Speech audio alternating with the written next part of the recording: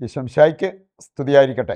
ആത്മീയഭോജ്യത്തിൽ ഇന്ന് നാം വിചിന്തനം ചെയ്യുന്നത് നമ്മളൊക്കെ ഓർത്തിരിക്കേണ്ട ഒരു വലിയ വചന സന്ദേശമാണ്. അതിങ്ങനെയാണ്: പാപം ആവർത്തിച്ചാൽ ശിക്ഷ ഭയാനകമായിരിക്കും. ഒന്ന് ചിന്തിച്ചാൽ നമുക്ക് മനസ്സിലാവും, നമ്മളിൽ ആരാ പാപം ആവർത്തിക്കാത്തത്?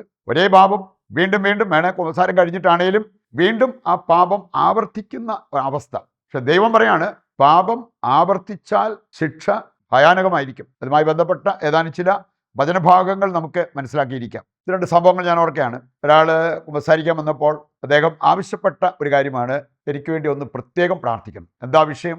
ഈ കുമ്പസാരത്തിൽ ഞാൻ എടുക്കുന്ന തീരുമാനം അതെനിക്കൊന്ന് നിറവേറ്റാൻ പറ്റണം. ഞാൻ ഇതിനു മുമ്പ് പല കുമ്പസാരം നടത്തിയിട്ടുണ്ട്. ആ കുമ്പസാരത്തിലെല്ലാം ദൈവത്തിന് വാക്ക് കൊടുത്തു, ഇന്ന കാര്യങ്ങൾ ഇനി ഞാൻ മദ്യപിക്കില്ല, അതുപോലത്തെ കുറച്ച് കാര്യങ്ങളൊക്കെ ഞാൻ ഒരു കാരണവശാലും ഇനി അതിലേക്ക് പോകില്ല. പക്ഷെ എനിക്കതൊന്നും ചെയ്യാൻ പറ്റിയില്ല. കുറേ കഴിയുമ്പോൾ വീണ്ടും ഞാൻ തിരിച്ച് പഴയ ആ പാപപ്രവൃത്തിയിലേക്ക്. ഇത്തവണയെങ്കിലും ഞാൻ ശരിക്കും ആഗ്രഹിച്ച് പ്രാർത്ഥിക്കുകയാണ്, എനിക്ക് ദൈവത്തിന് കൊടുക്കുന്ന ആ ഒരു വാക്ക് പാലിക്കാൻ പറ്റണം. നമ്മൾ ഈ പാപം ആവർത്തിക്കുമ്പോൾ ഇങ്ങനെ ദൈവത്തിന് കൊടുത്ത വാക്ക്, ദൈവത്തിന് കൊടുത്ത വാഗ്ദാനം ലംഘിക്കുകയാണ് എന്നുള്ളത് നമുക്ക് മനസ്സിലാക്കാൻ പറ്റും. വേറൊരു സഹോദരൻ്റെ ഒരു പ്രശ്നം പറഞ്ഞാൽ, എനിക്കിപ്പം കുമ്പസാരിക്കണമെന്ന് പോലും തോന്നാറില്ല. കാരണം പറഞ്ഞത്, കുമ്പസാരിച്ചാലും ഞാൻ ആ കുമ്പസാരത്തിൽ പറഞ്ഞ കാര്യങ്ങൾ അധികം താമസിക്കാതെ പിന്നെയും ചെയ്തു തുടങ്ങും എന്ന് പറഞ്ഞാൽ, പാപം ആവർത്തിക്കുന്ന ആ ഒരവസ്ഥ എനിക്ക് അതിൽ നിന്നും പിന്മാറാൻ പറ്റുന്നില്ല. അതുകൊണ്ടാണ് എനിക്കിപ്പം കുമ്പസാരത്തോട് തന്നെ ഒരു മടിയായിട്ട് മാറിയിരിക്കുകയാണ്.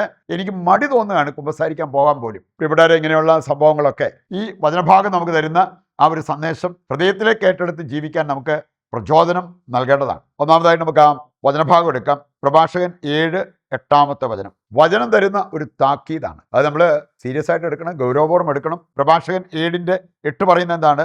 പാപം ആവർത്തിക്കരുത്, ആദ്യത്തേത് പോലും ശിക്ഷിക്കപ്പെടാതിരിക്കില്ല. നീ ആദ്യം ചെയ്ത പാപത്തിന് പോലും ശിക്ഷ ഉണ്ടാവും. അപ്പം അതുകൊണ്ട് അത് ആവർത്തിച്ചുകൊണ്ടിരുന്നാൽ ശിക്ഷ ഭയാനകമായിരിക്കും എന്നുള്ളത് ഈ വചനം തരുന്ന ഒരു മുന്നറിയിപ്പാണ്. നമുക്ക് ഏതാനും വചനങ്ങളിലൂടെ കടന്നു പോകുമ്പോൾ നമുക്ക് കിട്ടുന്ന ഒരു പ്രത്യാശ മറക്കരുത്. ഇങ്ങനെയുള്ള കാര്യങ്ങളെക്കുറിച്ചൊക്കെ ചിന്തിക്കുമ്പോൾ എപ്പോഴും നമ്മൾ നിരാശയിലേക്ക് പോകാതെ പ്രത്യാശയിൽ തുടരാനുള്ള ഒരു പ്രചോദനം അത് നമുക്ക് ലഭിക്കണം. ദൈവവചനം കൃത്യമായിട്ട് നമുക്ക് നൽകുന്ന ഒരു സന്ദേശം ഇതാണ്: തിന്മയ്ക്ക് ശിക്ഷയുണ്ട്. അത് ആ നീതിയുടെ ഭാഗമായിട്ട് ദൈവം ചെയ്യേണ്ടി വരുന്ന ഒരു കാര്യമാണ്. തിന്മയ്ക്ക് ശിക്ഷ, എന്നാൽ അനുതാപിക്ക് രക്ഷയുണ്ട്. നമ്മൾ എത്ര വലിയ തിന്മ ചെയ്തവരാണെങ്കിലും അനുദപിച്ചാൽ രക്ഷ പ്രാപിക്കാൻ പറ്റും എന്നുള്ളത് ദൈവവചനം നമ്മെ ഓർമ്മിപ്പിക്കുന്നു. വിലാപങ്ങളുടെ പുസ്തകം 1 മുതൽ 5 വരെയുള്ള അധ്യായങ്ങൾ എപ്പോഴെങ്കിലും സമയം പോലെ ഇരുന്നൊന്ന് വായിച്ചാൽ മതി. ഇനി ഈ പ്രോസസ്സ് അവിടെ നമുക്ക് കാണാൻ പറ്റും. ദൈവജനം എല്ലാവിധത്തിലും സമൃദ്ധിയിൽ ജീവിച്ചിരുന്ന ഒരു കാലയളവ്. അപ്പോൾ അവർക്ക് ദുർമോഹം കയറി. ഇനി അവര് ദൈവത്തെ വിട്ടിട്ട് അന്യദൈവാരാധന അങ്ങനെയുള്ള പാപപ്രവൃത്തികളിലേക്ക് പോയി. അപ്പോൾ അവരുടെ ജീവിതത്തിലേക്ക് തകർച്ച വന്നു, അതിഭയങ്കരമായിട്ടുള്ള തകർച്ചകൾ. അപ്പോൾ അവര് അനുദപിച്ചപ്പോൾ ദൈവം അവരോട് കരുണ കാണിച്ച് അവരുടെ ഐശ്വര്യം പുനഃസ്ഥാപിക്കുന്നു. ഇതാണ് ശരിക്കും പറഞ്ഞാൽ വിലാപങ്ങളുടെ പുസ്തകം 5 അധ്യായങ്ങളിലൂടെ കടന്നു പോകുമ്പോൾ നമ്മൾ കാണുക. പ്രഭാഷകൻ 16 അധ്യായം അതിൻ്റെ 12 മുതൽ 14 വരെ വായിക്കുമ്പോൾ അവിടെയും നമ്മൾ കാണുന്നുണ്ട്, ദൈവത്തോടൊപ്പം നീതിയുണ്ട്, കരുണയുമുണ്ട്. അപ്പം നീതിയുടെ ഭാഗമായിട്ടാണ് പാപം ശിക്ഷിക്കപ്പെടുക. പക്ഷേ അനുദപിച്ചാൽ ദൈവത്തിൻ്റെ കരുണ മൂലം നമുക്ക് വീണ്ടും രക്ഷ പ്രാപിക്കാൻ പറ്റും എന്നുള്ളത് വചനഭാഗം നമ്മെ ഓർമ്മിപ്പിക്കുക. യെശയ്യാ 54:8 വായിക്കുമ്പോൾ അവിടെ പറഞ്ഞിട്ടുണ്ട്, ക്ഷണനേരത്തേക്ക് ഞാൻ നിന്നെ കൈവിട്ടു.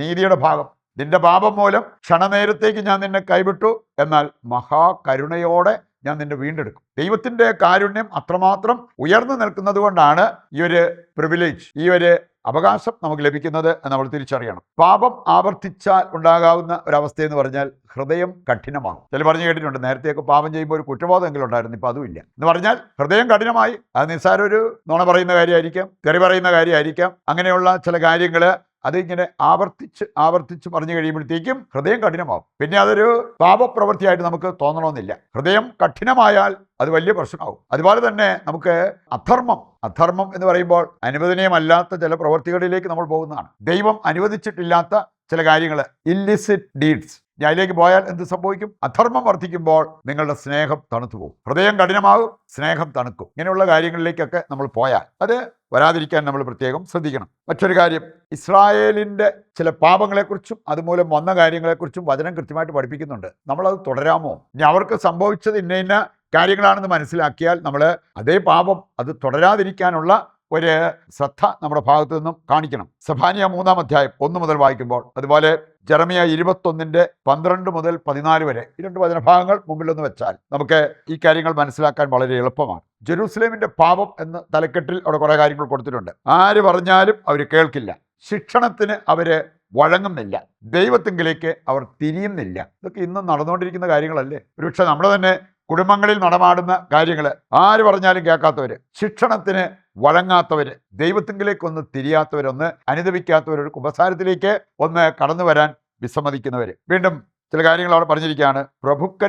അവരുടെ പ്രഭുക്കന്മാർ ഗർജിക്കുന്ന സിംഹങ്ങളാണ്, ന്യായാധിപന്മാർ സന്ധ്യയ്ക്ക് ഇരപിടിക്കുന്ന ചെന്നായ്കളാണ്. അതാണ് ന്യായാധിപന്മാരെ കുറിച്ച് പറഞ്ഞിരിക്കുന്നത്. പ്രവാചകന്മാർ ദുർമാർഗികളും അവിശ്വസ്തരുമാണ്, പുരോഹിതന്മാർ വിശുദ്ധമായതിനെ അശുദ്ധമാക്കുന്നു. എല്ലാ ഗണത്തിൽപ്പെട്ടവർക്കും ഉണ്ട്. ഇവിടെ പറഞ്ഞിരിക്കുകയാണ് അവരുടെ പാപങ്ങൾ ദൈവം ചൂണ്ടിക്കാണിക്കുകയാണ്. എന്നിട്ട് അവര് അനുദപിക്കാനോ ദൈവത്തിന്റെ പക്കലേക്ക് ഒന്ന് തിരിയാനോ കൂട്ടാക്കുന്നില്ല എന്ന് ഏറ്റുപറഞ്ഞ ഒരു ദൈവം. അവസാനമായിട്ട് നമ്മൾ ചിന്തിക്കുന്നത് ചില ശിക്ഷ, ഇങ്ങനെയുള്ള കാര്യങ്ങൾക്കുള്ള ശിക്ഷ ഭയാനകം എന്ന് വചനം നമ്മളെ പഠിപ്പിക്കുന്നുണ്ട്. പ്രത്യേകിച്ച് നമ്മളിപ്പോൾ കണ്ട ഈ വചനഭാഗങ്ങൾ ഒന്ന് ചിന്തിച്ചാൽ മതി. സെഫാനിയ 3:1 മുതൽ ജെറമിയ 21:12 മുതൽ വായിച്ചാൽ അവിടെയെല്ലാം ഈ ശിക്ഷ എത്ര ഭയാനകമായിരിക്കും എന്നുള്ളതും കർത്താവ് വ്യക്തമായിട്ട് അവിടെ പറയുന്നുണ്ട്. ഇവിടെ പറഞ്ഞിരിക്കുകയാണ്, ജനതകൾ വിച്ഛേദിക്കപ്പെടും, പട്ടണങ്ങൾ വിജനമാകും. ഇതെല്ലാം സംഭവിച്ചു എന്നുള്ളതാണ് ഈ വചനഭാഗത്ത് നമ്മൾ വായിക്കുക. എന്നിട്ട് ശിക്ഷ ലഭിച്ചിട്ടും അനുദപിക്കാതെ കൂടുതൽ ദുഷ്പ്രവർത്തികളിലേക്ക് അവർ പോയി. ഇനി അതുമൂലം വരുന്ന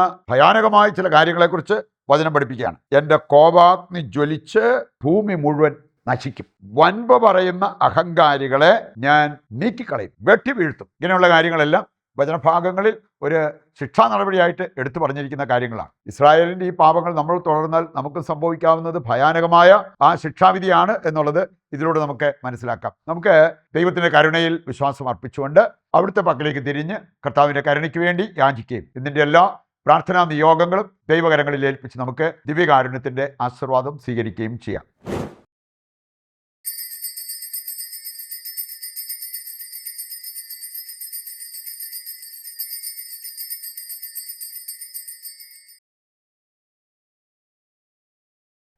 ഈശോമിശിഹായ്ക്ക് സ്തുതിയായിരിക്കട്ടെ. മറ്റൊരു എപ്പിസോഡുമായി നാളെ വീണ്ടും നമുക്ക് ഒന്നിക്കാം. ദൈവം നിങ്ങളെ സമൃദ്ധമായി അനുഗ്രഹിക്കട്ടെ.